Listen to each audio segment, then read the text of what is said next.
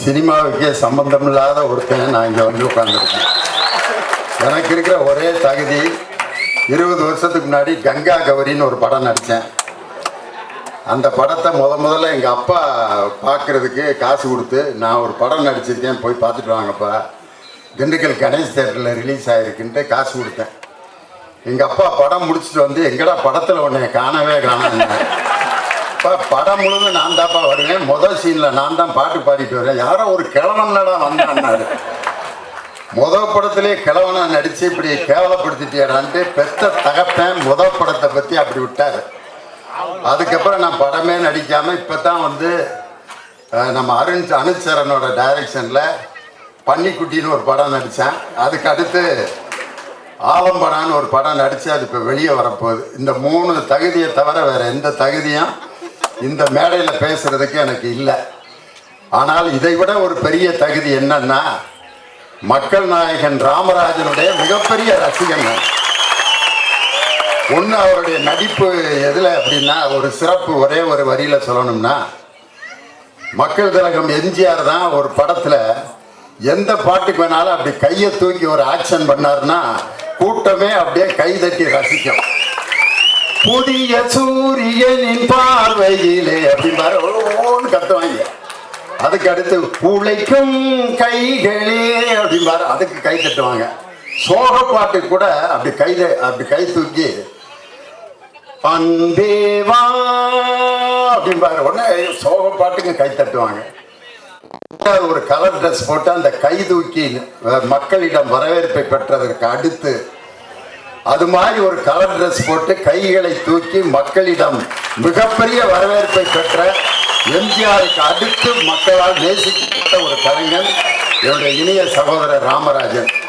அவர்கிட்ட இருக்க ஒரு நல்ல குணம் நாங்கள்லாம் கற்றுக்கிட்டது, ஒரு படத்தில் சும்மா ஒரு 10 நிமிஷம் நடிச்சிருப்பேன், ஒரு டிஎஸ்பியாக நடிச்சிருப்பேன், அதுக்கப்புறம் தரையிலே நடக்க மாட்டேன். 10 மினிட்ஸ் அந்த படத்தில் டிஎஸ்பியாக நான் தான் நடிச்சிருக்கேன். அவன் கூட பிறந்த சகோதரனே இந்த படத்தை பார்க்க யோசிச்சிருப்பேன். ஆனால் அப்படி ஒரு படத்தில் 10 நிமிஷம் நடித்தவனே வானத்தில் பறக்கிற நேரத்தில் மக்களால் நேசிக்கப்பட்ட ஒரு கலைஞன் இவ்வளவு எளிமையாக ஒரு மனிதனை இதுவரைக்கும் நான் பார்த்ததில்லை. அவருடைய வெற்றிக்கு மிகப்பெரிய காரணமே அதுதான். இந்த படத்தினுடைய தயாரிப்பாளர் மதியழகன், அவர் பேரை பார்த்தோன்னா நம்ம ஏதோ மதுரைக்காரரு கருப்பாக ஒரு மாதிரி இருப்பாருன்னு பார்த்தா ஹிந்தி பட ப்ரொடியூசர் மாதிரி அப்படி கண்ணாடியும் அவர் கலரையும் பார்த்துட்டு உண்மையிலே ஒரு ஹிந்திக்காரன் தான் நினச்சேன். ஆனால் பேரை பார்த்துட்டு மதியழகன்னு இவ்வளவு அழகான தமிழ் பேர் வச்சு அவருடைய படத்தை திரும்ப ராமராஜன் சாருக்கு இத்தனை ஆண்டுகள் கழித்து மீண்டும் மக்களிடம் கொண்டு சென்றதற்காக அவருக்கு எல்லாரும் ஒரு பலத்த கரவொலி நம்ம மதியழகன் சாருக்கு கொடுக்கணும். அவருக்கு நேர் ஆப்போசிட்டு டைரக்டர், அவர் செக்க செவேர்னு ஹிந்திக்காரன் மாதிரி இருக்காரு. டைரக்டர் பாருங்க நெல்சன் மண்டேலா மாதிரி, ஆனால் கலர் அப்படி இருக்கோ ஒழிய, ஆனால் அவருடைய திறமை அற்புதமானது. அவர் நடையும் அவர் அந்த ஒரு 2 நிமிஷம் ஷூட்டிங் ஸ்பாட்டில் பார்த்தேன், அவ்வளோ பரபரப்பாக இருந்தார்.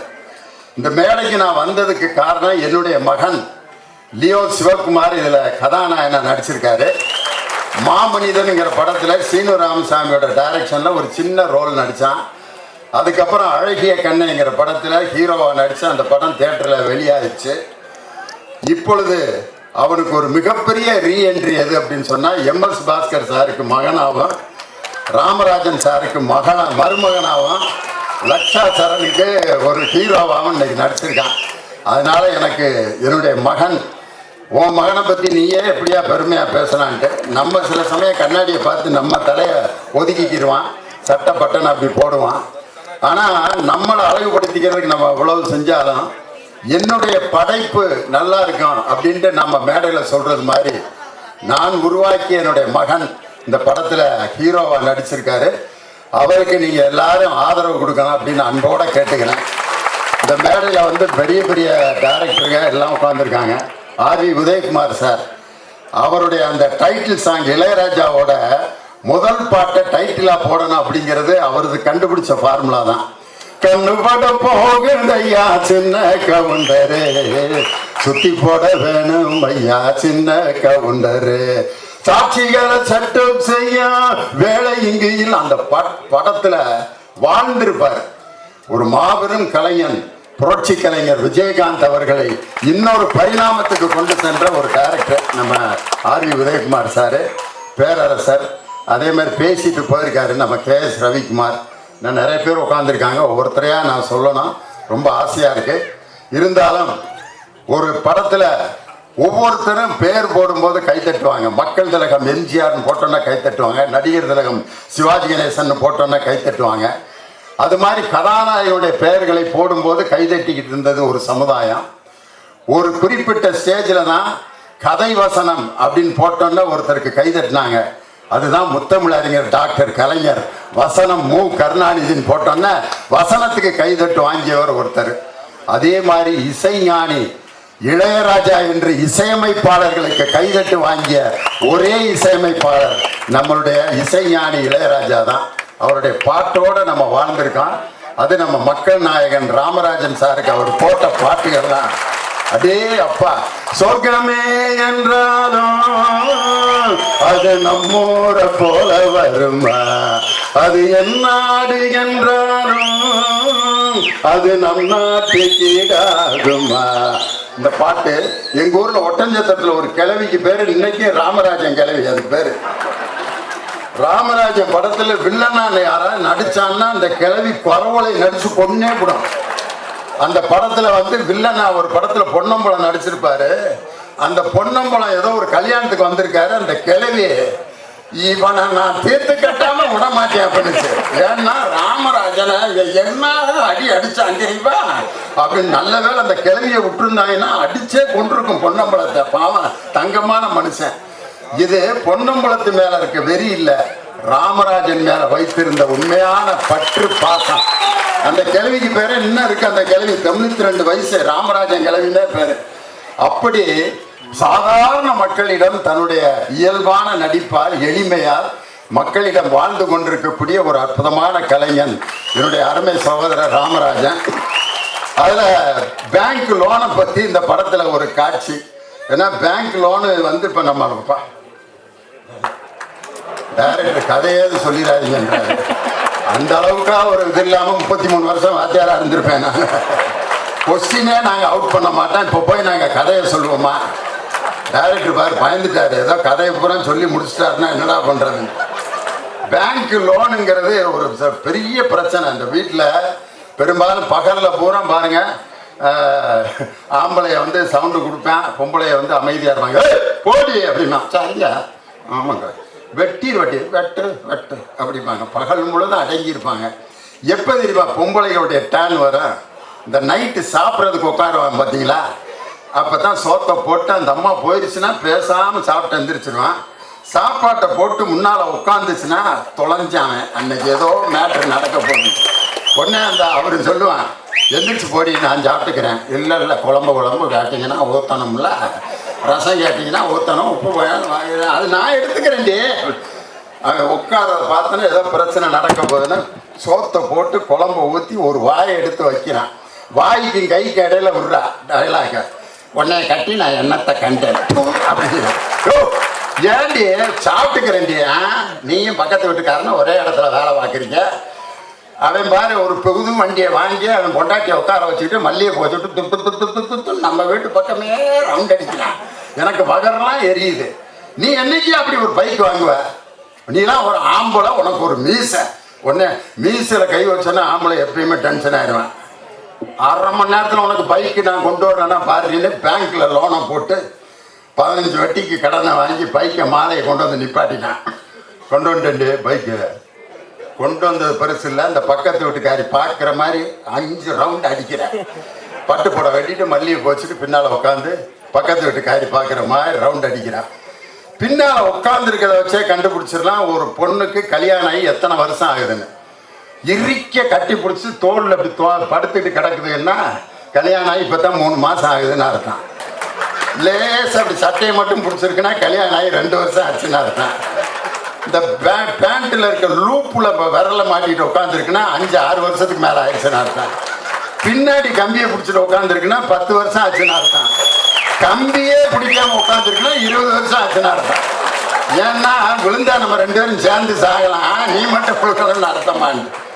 அது மாதிரி பின்னால் உட்காந்து இடுப்பை பிடிச்சி ஓட்டு மாமான்ட்டு ஓட்டிக்கிட்டே போகிறான். 1ஆம் தேதியிலேருந்து 15ஆம் தேதி வரைக்கும் 80ல் போகிற வண்டி 20ஆம் தேதிக்கு பிறகு 40க்கு மேலே போகலை. ஓட்டு மாமா ஓட்டுறண்டி. ஆனால் அவனுக்கு ஆக்சிலேட்டரில் என்ன கேட்குதுன்னா 15 வட்டி கிளச்சை மாற்றுறான். 1ஆம் தேதி கட்டாட்டி பிடிங்கிட்டு போயிடுவாங்க 10,500 இஎம்ஐ கட்டணும். ஒரு லோனுனால ஒரு பைக்கில் லோன் வாங்கினவன் என்ன பாடுபடுவான். ஆனால் இன்னைக்கு ஒரு கடன் பட்டார் நெஞ்சம் போல் கலங்கினான் இலங்கை வேந்தன்னு கம்பன் சொன்ன மாதிரி ஒரு கடனால் பாதிக்கப்பட்ட இந்த சமுதாயத்தை அப்படியே படம் பிடித்து காட்டியிருக்கிறார் இயக்குனர் ராகேஷ். அதை ரொம்ப வித்தியாசமாக கொடுத்துருக்காரு. அந்த கதையை நீங்கள் பார்க்கும்போது அவ்வளோ விறுவிறுப்பாக நீங்கள் பார்ப்பீங்க. இந்த இசைஞானி இளையராஜாவோட இசையமைப்பு, அவருடைய இசைங்கிறது எவ்வளவு ஒரு மக்களிடம் பெரிய வரவேற்பை பெற்றதுங்கிறதுக்கு வேற உதாரணமே தேவையில்லை. 30 வருஷம் கழிச்சு இன்னைக்கு ஒரு பாட்டு ஹிட் ஆயிருக்கு பாருங்க. இது மனித உணர்ந்து கொள்ள, இது மனித காதல் அல்ல அல்ல அல்ல அல்ல அல்ல, அதையும் தாண்டி புனிதமானது. உண்டான காயமின்றி உன்னாலே மாறி போன மாயம் என்ன பொன்மானே செந்தேனே. அங்க பாரு, 4 வயசு குழந்தை. இந்த பாட்டு இப்ப அந்த குழந்தைக்கு பாதிப்பை ஏற்படுத்தி இருக்குன்னா, அந்த மஞ்சுமல் பாய்ஸ்ங்கிற அந்த படத்துல 30 ஆண்டுகள் கழித்து இசைஞானி இளையராஜா அந்த படத்தில் ஒரு பாடலில் வாழ்ந்து கொண்டிருக்கிறார்னா, அந்த இசையமைப்பில் இன்னைக்கு உருவாகி இருக்கிறது சாமானியன். சாமானியன்னா சாதாரண மனுஷன். சாமானிய மக்களுக்கு நீங்கள் என்ன செய்வீர்கள் அப்படிமா? சாமானிய மக்கள்னா ஏழைகள், சாதாரணவர். ஒரு படம் எடுத்தா டில்லி மாப்பிள்ள, கோடீஸ்வரன் அப்படிலாம் படம் எடுக்கிற நேரத்தில் இன்னைக்கு சாமானியன்னு ஒரு ஏழை மக்களை தலைப்பா வச்சு இன்னைக்கு படம் எடுத்திருக்காங்கன்னா, இது அனைத்து சாமானிய மக்களையும் போய் சேரும் அப்படிங்கிற நம்பிக்கை எனக்கு இருக்கு.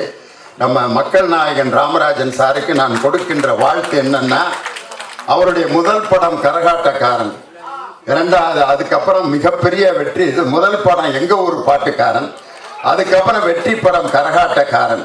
இந்த எங்க ஊர் பாட்டுக்காரன், கரகாட்டக்காரன், இதற்கு அடுத்து இதைவிட பெரிய வெற்றி பெறப் போவது சாமானியன். எங்க ஊர் பாட்டுக்காரன், கரகாட்டக்காரன், சாமானியன், 3 ஒரே எழுத்துல முடியுது. அதனால அதே போல வெற்றியும் இந்த படங்கள் வெற்றி அடையணும்னு அன்போடு நான் கேட்டுக்கொண்டு, எங்களுடைய மக்கள் நாயகன் மீண்டும் திரையுலகிற்கு வந்திருக்கிறார். அவரை பலத்த கரவொலிகளை எழுப்பி வரவேற்று, இன்னைக்கு இந்த கமலா தியேட்டர் எப்படி அரங்கு நிறைந்து எல்லோருடைய வரவேற்பையும் பெற்றிருக்கிறதோ, அதே போல சாமானியன் படத்தினுடைய ஒவ்வொரு காட்சியிலும் இது போல அரங்கு நிறைந்த காட்சிகளாக அது மிகப்பெரிய வெற்றி அடைந்து மக்கள் நாயகனை மீண்டும் மீண்டும் பல வெற்றி படங்களை தருவதற்கு மதியழகன், ராகேஷ் போன்ற அவர்கள் அந்த டீமை நான் உண்மையிலே மனதார வாழ்த்துகிறேன். மேடையில் உட்கார்ந்திருக்கவங்க எல்லாருடைய பெயரையும் நான் சொல்லவில்லை என்பதை மனதில் பொருட்படுத்தாமல், ஏன்னா 9 மணிக்கு இந்த தியேட்டரை கொடுக்கணுமா, நம்ம மக்கள் நாயகன் ராமராஜனுடைய அந்த படம் எப்படி இருக்கும்னா, மதுரை கோனார் மெஸ் மாதிரி. அந்த கோனார் மெஸ் அவருக்கு ரொம்ப பிடிக்கும். முதல்ல நான் அங்கே தான் அவரை சந்தித்தேன். நல்லா சாப்பிட்டுக்கிட்டு இருந்தார் மக்களோட உட்காந்து. பக்கத்தில் போய் நான் உட்காந்தேன். நான் தான் லியோனி அப்படின்னா யாரு அப்படின்னாரு. அப்புறம் பட்டிமன்றத்தில் நான் என் குரலை கேட்டோன்னா, பட்டிமன்றம் லியோனி சார் அப்படின்ட்டு அந்த மட்டன் கறி தோசை சாப்பிட்டுட்டு இருந்தாரு. அதை விட்டுட்டு இப்படி எந்திரிச்சு எனக்கு வணக்கம் சொன்னார் பாருங்க. இவ்வளவு பெரிய நடிகர் ஒரு சாதாரண வாத்தியாருக்கு எந்திரிச்சு வணக்கம் சொல்றாரு. இவர் மிகப்பெரிய ஒரு மனிதரா இருப்பார் என்று அன்னைக்கு என் மனதில் இடம்பெற்ற அந்த மனிதர் இன்று வரை அதே உயரத்தில் தான். இன்றும் என்னுடைய இதயத்தில் மட்டுமல்ல, கோடான கோடி தமிழ் நெஞ்சங்களில் அவருடைய மக்கள் நாயகன் என்ற பெயரில் அவர் மென்மேலும் பல வெற்றி படங்களை கொடுத்து மக்களிடம் இதே வரவேற்போடு அவர் இருக்க வேண்டும். அவருக்கு நீடி ஆயுளையும் நல்ல உடல் நலத்தையும் இயற்கையும் இறைவனும் கொடுக்க வேண்டும் என்று உங்கள் அனைவரின் சார்பாக அவரை அன்போடு வாழ்த்தி விடைபெறுகிறேன். வணக்கம்.